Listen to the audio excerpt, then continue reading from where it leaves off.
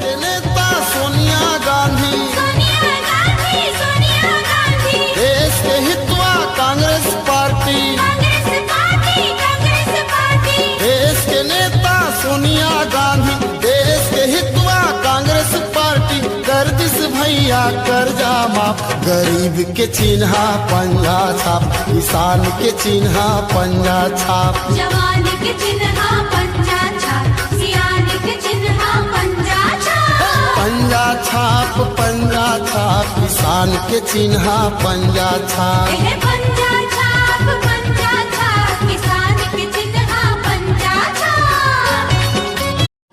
देश के नेता सोनिया